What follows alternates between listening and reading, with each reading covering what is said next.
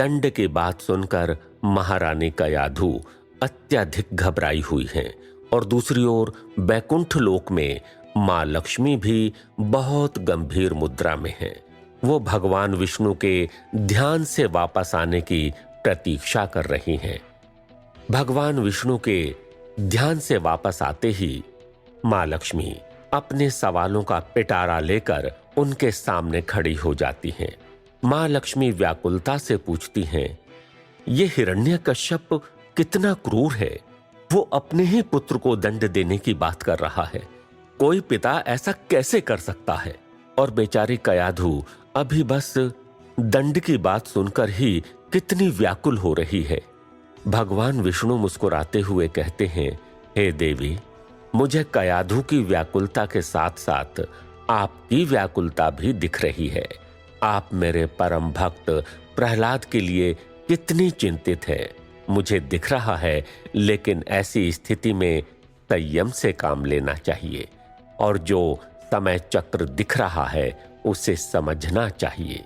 आपके साथ साथ मैं कयाधु से भी इसी संयमता की आशा रखता हूं। ये सुनकर मां लक्ष्मी कहती हैं, मुझे इस बात का डर सता रहा है कि कहीं हिरण्यकश्यप आपके भक्त प्रहलाद को कठोर दंड न दे। और प्रहलाद एक छोटा बालक है, वो कैसे दंड को झेल पाएगा। इधर दंड की बात सुन कयाधु बहुत भयभीत है। वो दौड़ते हुए हिरण्यकश्यप के पास आती है और हाथ जोड़ते हुए कहती हैं, ये आप क्या कर रहे हैं महाराज। आपका अपना पुत्र कई दिनों बाद आया है और आप इसे दंड देने की बात कर रहे हैं। हिरण्यकश्यप क्रोध में कहता है, आप इस तरह का व्यवहार कर रही हैं जैसे कि आप कुछ जानती ही नहीं है महारानी। हमने इसे आश्रम में शिक्षा ग्रहण करने भेजा था और ये शिक्षा और ज्ञान की जगह मेरे दुश्मन विष्णु को ले आया है और उस विष्णु की स्तुति मेरे समक्ष करने का साहस किया है। प्रहलाद के इस साहस का जो परिणाम होगा उसकी ये कल्पना ये स्वप्न में भी नहीं कर सकता महारानी। हिरण्यकश्यप की क्रोध भरी बातों को सुनकर भी प्रहलाद मुस्कुराए जा रहा है। उसके चेहरे पर तनिक भी डर नहीं है कि अभी अभी हिरण्यकश्यप ने उसे दंड देने की घोषणा की है। कयाधु आंखों में आंसू लाते हुए कहती हैं, ये बालक कोई दूसरा बालक नहीं है, आपकी अपनी संतान है महाराज। हिरण्यकश्यप क्रोध में कहता है, लेकिन ये मेरी संतान की तरह बातें तो नहीं कर रहा है। इस पर तो विष्णु के माया का जाल चढ़ चुका है। ले जाओ इसे मेरे सामने से और कारागार में डाल दो। ये सुन कयाधु कांप उठती है। उसका पुत्र इतने दिनों बाद अपने घर आया और वो अपने पुत्र प्रहलाद को ठीक तरह से निहार भी न सकी। प्रहलाद को वापस ले जाया जा रहा है। वो पीछे घूमकर अपनी मां की विवशता देखता है और मुस्कुराते हुए हिरण्यकश्यप के आदेश का पालन करते हुए वहां से निकल जाता है। कयाधु की इस पीड़ा को देखकर मां लक्ष्मी को भी बहुत दुख हो रहा है। इधर इंद्र अपना राज्य छोड़कर इधर उधर विचरण कर रहे हैं। नारद जी उस स्थान पर पहुंच गए जहां देव इंद्र चिंतन अवस्था में बैठे हैं। नारद जी को थोड़ी उन पर सहानुभूति थी, लेकिन वो अपने स्वभाव से मजबूर थे। नारद जी ने व्यंग्यात्मक स्वर में कहा, देखो कैसे दिन आ गए हैं। राजा अपना राजपाट छोड़ कभी यहां तो कभी वहां विचरण कर रहे हैं। इंद्र उन्हें देखते हैं, लेकिन नारद जी अपनी बात आगे बढ़ाते हुए कहते हैं, अरे देव इंद्र, कहीं आपको ये तो नहीं लग रहा कि आपकी इस अवस्था का मैं उपहास कर रहा हूं। ऐसा कदापि नहीं है। बल्कि नारद जी की बात काटते हुए देव इंद्र ने कहा, आप उपहास भी कर रहे हैं तो इसमें कोई आश्चर्य की बात नहीं है देव नारद, क्योंकि मुझे इस स्थिति में लाने का श्रेय आप सभी का ही तो है, जिसमें आपके परम प्रभु श्री हरि विष्णु का हाथ सर्वप्रथम है। नारद जी कहते हैं, आप अपना दोष मेरे नारायण के सर क्यों मढ़ रहे हैं देव इंद्र? इंद्र कहते हैं, आप कब से इतने अज्ञानी बन गए हैं देव नारद? हिरण्यकश्यप ने क्या कहा था, क्या आपको उसका स्मरण नहीं?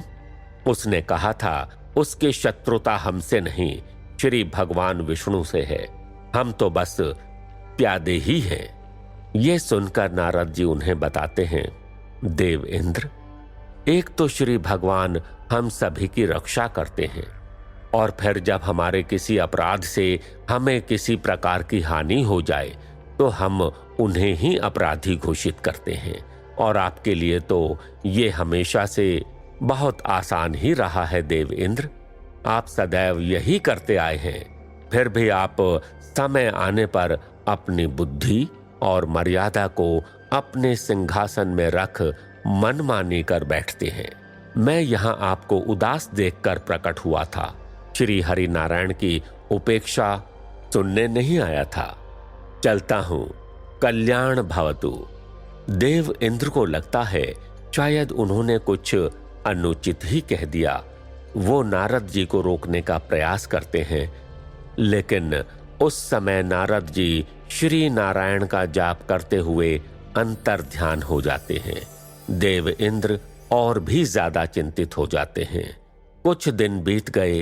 हिरण्यकश्यप को लगा कि कारावास में उसके बिगड़ैल बेटे के होश ठिकाने आ गए होंगे, इसलिए उसने प्रहलाद को अपने दरबार में लाने का आदेश दिया।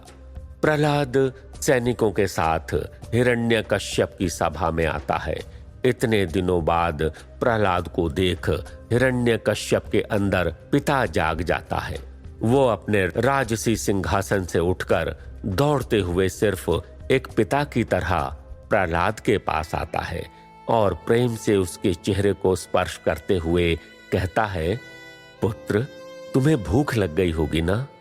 प्रहलाद कुछ बोलता इससे पहले हिरण्यकश्यप अपने दरबारी को कुछ फल लाने को कहता है।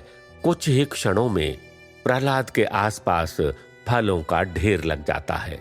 बीच दरबार में हिरण्यकश्यप जमीन पर बैठ प्रहलाद को अपनी गोद में बिठाता है और उसे अपने हाथों से फल खिलाने लगता है। पूरा राज दरबार पिता पुत्र के इस मार्मिक क्षण को देख स्तब्ध है। कयाधु के लिए इससे अच्छा क्षण और कोई नहीं हो सकता है। उसे लगता है समय यहीं रुक जाए और पिता पुत्र के इस प्रेम को देखती रहे, लेकिन किसी के चाहने से समय कहाँ रुकता है। अब तो तुम्हारी भूख मिट गई होगी पुत्र, हिरण्यकश्यप प्यार से पुचकारते हुए कहता है। पिताजी, इस फल से अधिक आपके इस प्रेम ने मेरी भूख मिटा दी, प्रहलाद उत्तर देते हुए कहता है। कारागार में रहकर तुम्हें ये ज्ञान तो प्राप्त हो ही गया होगा कि इस संसार का असली ईश्वर विष्णु नहीं, मैं हूं। हिरण्यकश्यप खुद पर गर्व करते हुए कहता है।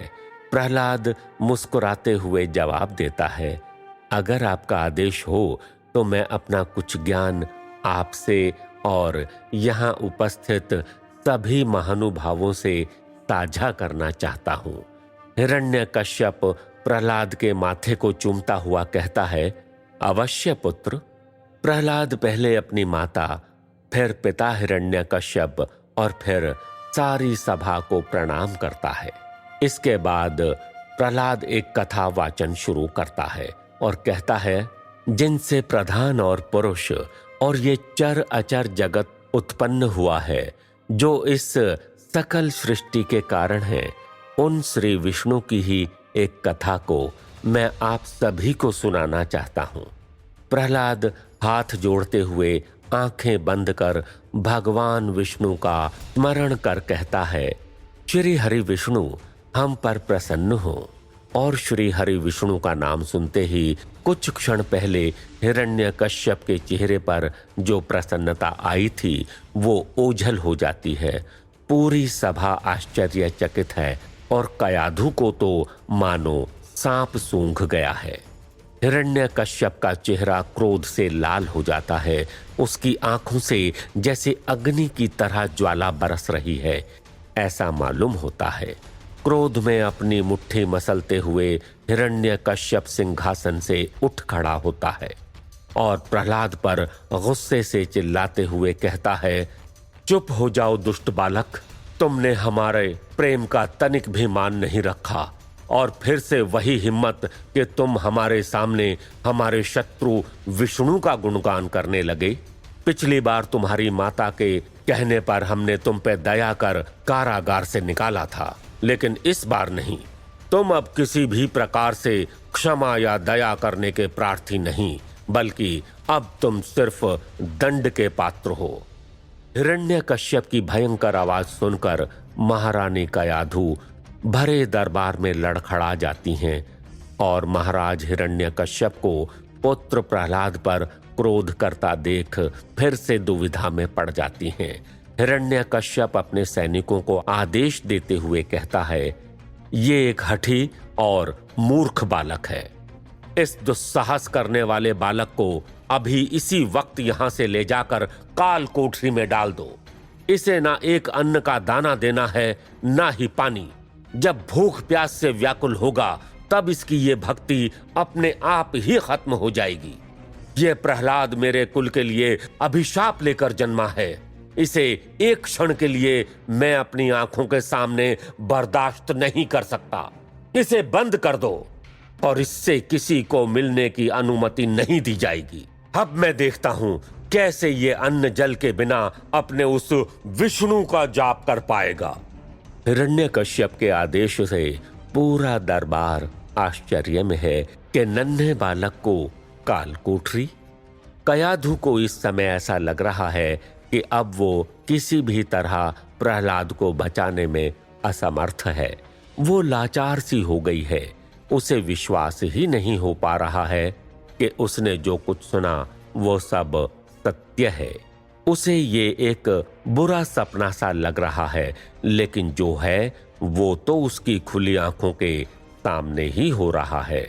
जैसे ही उसे सत्य की स्मृति होती है, वो बिना देरी किए हिरण्यकश्यप के निकट जाती है और उसके चरणों पर गिरते हुए प्रहलाद के लिए क्षमा याचना करने लगती है और रोते हुए उसे काल कोठरी न भेजने के लिए विवश करती है। लेकिन अब हिरण्यकश्यप क्रोध और अहंकार में अंधा हो गया है।